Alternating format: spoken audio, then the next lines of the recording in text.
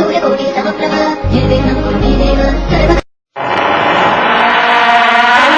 रात होती है तो हम एक दिया जला लेते हैं और उसकी रोशनी में खुद को महफूज समझते हैं, मगर उस रोशनी के परे जो अंधेरा है वो अपने अंदर बहुत सारी कहानियां समेटे हुए है और इन्हीं कहानियों को आप तक लेकर आता है।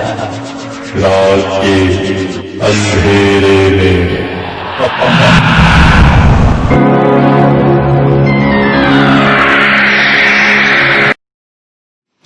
दोस्तों, ये दुनिया का नियम है कि अगर किसी चीज के लिए मना किया जाता है तो उसका पालन करना चाहिए, क्योंकि सामाजिक नियम, सामाजिक कानून शायद हमारे भले के लिए बने हैं, और जब हम इन नियमों को तोड़कर कुछ करने की कोशिश करते हैं तो मुसीबत हमारे सिर पर आ जाती है।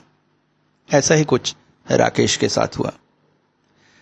राकेश उस रात अपनी बहन की ननद की शादी से लौट रहा था। हालांकि बहन ने बहुत कहा कि वो रुक जाए, मगर अगली सुबह उसका एक टेस्ट था। दिन भर तो शादी के घर में हलचल चहल पहल में बीत गया। अब उसे बहुत थकावट लग रही थी। मन कर रहा था कुछ देर जाकर सो जाए, नहीं तो कल सुबह का टेस्ट मिस करेगा, और शादी के घर में आराम कहाँ। इसलिए वो घर को निकल पड़ा। हालांकि उसने तय किया था कि 10 बजे तक निकल जाएगा, मगर निकलते निकलते 12:30 बज गए। हालांकि परेशानी कुछ भी नहीं थी, बाइक थी उसके पास। बाइक सरपट दौड़ाता हुआ वो चला जा रहा था। रास्ता पूरी तरह से सुनसान था, इसलिए बाइक हवा से बातें कर रही थी। इस रास्ते पर थोड़ी सी गड़बड़ी तो थी, क्योंकि पिछले कुछ समय से यहाँ काफी चोरी डाके वगैरह की बातें सुनने में आ रही थी। इसलिए राकेश थोड़ा सा डरा हुआ तो था, इसलिए गाड़ी वो सरपट दौड़ा रहा था। आज मौसम भी साफ था, इसलिए किसी तरह की परेशानी नहीं हो रही थी। हाँ, डर था तो सिर्फ एक, रास्ते में पड़ने वाला एक पुराना कब्रिस्तान जिसका भी उपयोग नहीं होता है, उसके बारे में कुछ कुछ बातें प्रसिद्ध थी। हालांकि वो बातें राकेश नहीं मानता था, मगर ये जरूर मानता था कि वहां पर कुछ असामाजिक तत्वों का डेरा है जो रास्ता रोककर लोगों से लूटपाट करते हैं और फिर भूत प्रेत की बातें फैलाकर लोगों को डराते हैं। इसलिए उस जगह को वो जल्दी से पार कर जाना चाहता था। यहाँ पहुंचकर उसके पास 2 रास्ते थे। एक शॉर्टकट जो उस कब्रिस्तान के पास से होकर जाता था, दूसरा लंबा रास्ता। अब फैसला राकेश को करना था कि वो किस रास्ते से जाए।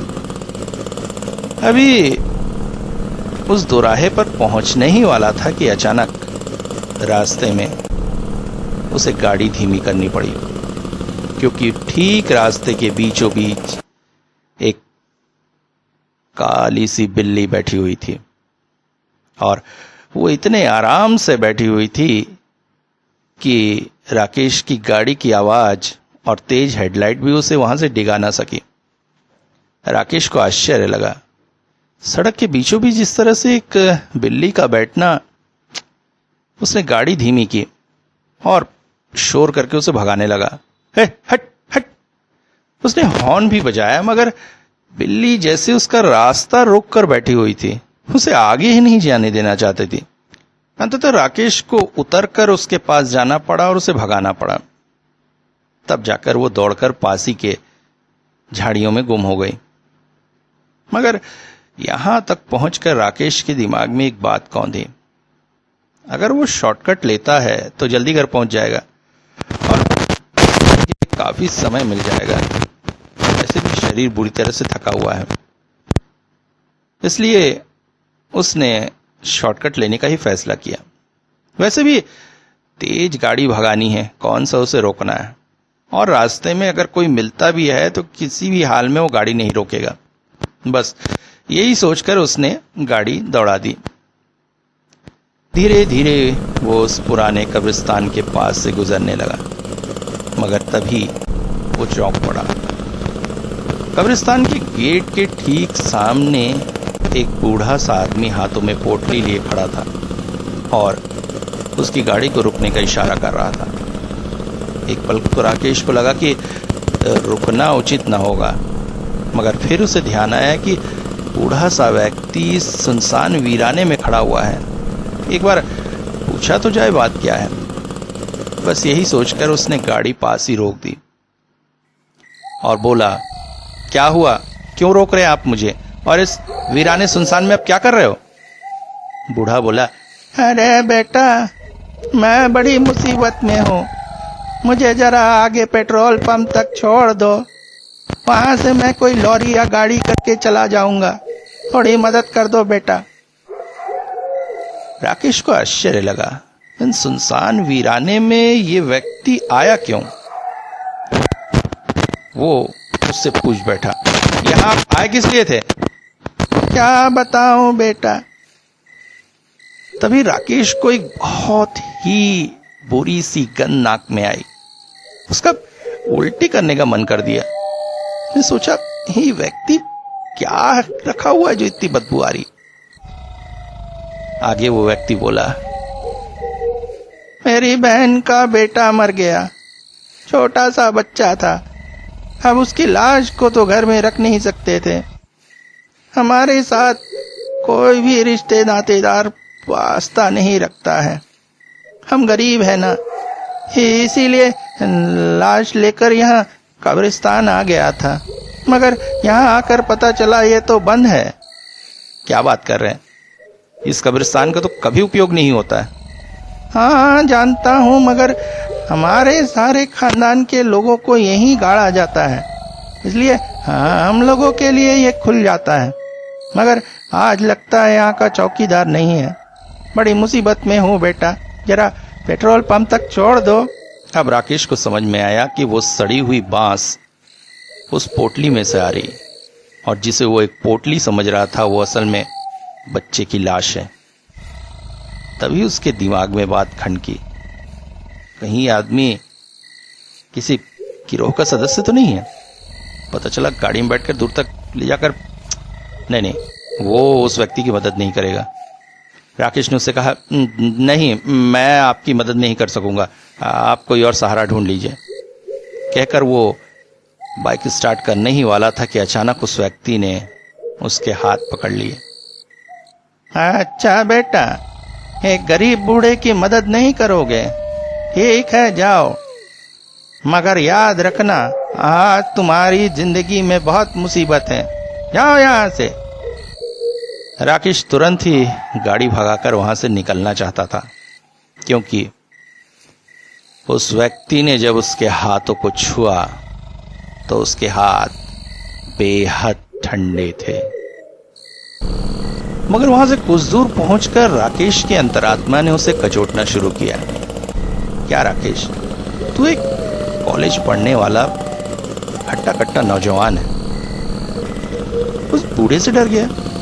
क्या पता बेचारा कितनी मुसीबत में होगा, वो सुनसान वीराने में तू उसे छोड़कर चला जा रहा है। क्या तुझमें थोड़ी सी भी इंसानियत नहीं है? एक इंसान की मदद करना ही तो इंसान का फर्ज है। इस अंतर्द्वंद में राकेश थोड़ी दूरी तक गाड़ी ले गया, मगर फिर उसे लगा नहीं, उस बूढ़े की मदद करनी चाहिए। बेचारा पता नहीं कितनी मुसीबत से लाश लेकर कब्रिस्तान आया और कब्रिस्तान उसे बंद मिला। अब लाश लेकर वापस जाएगा, कैसे पहुंचेगा पेट्रोल पंप तक? आज तो रास्ते में कोई गाड़ी भी नहीं है और ठंड भी अच्छी खासी पड़ रही है। इसी वजह से बेचारे के हाथ ठंडे हो गए। कहीं हाइपोथर्मिया से मर गया तो एक साथ दो लाशें, नहीं, उसकी मदद करनी चाहिए, सोचकर राकेश ने गाड़ी घुमा ली। अभी कब्रिस्तान के पास ही पहुंचा था कि गाड़ी की लाइट में उसने देखा वो बूढ़ा वहीं गेट पे खड़ा था, मगर वो अब कुछ कर रहा था। राकेश ने गाड़ी धीमी करके बंद कर ली। लाइट दूर से वहां पर पड़ रही थी। व्यक्ति राकेश की तरफ पीठ किए हुए था, इस वजह से शायद उसे लाइट का एहसास न हुआ, मगर राकेश ने जो देखा उसे देखकर उसके वापस आने पर उसे बड़ा ही गुस्सा आया। इस अंतरात्मा के चक्कर में उसने क्या कर लिया? वो बूढ़ा व्यक्ति पोटली खोले हुए था और उस पोटली से निकाल रखी थी उसने बच्चे की लाश। लाश की दुर्गंध से ही समझ में आ रहा था कि बच्चा 2-3 दिन पहले का मरा हुआ है। मगर उस व्यक्ति ने उस बच्चे को पैरों से पकड़कर उल्टा लटकाया और एक ही झटके में उस बच्चे के शरीर के 2 टुकड़े कर डाले। आधा शरीर उसके उल्टे हाथ में था और आधा शरीर उसके सीधे हाथ में। सीधे हाथ वाले हिस्से में बच्चे की आधा शरीर और गर्दन भी थी जो हवा में लटक रही थी, और बच्चे के शरीर से जमा काला सड़ा हुआ खून जमीन पर गिर रहा था। वो व्यक्ति एक वैचाशिक हंसी हंसने लगा।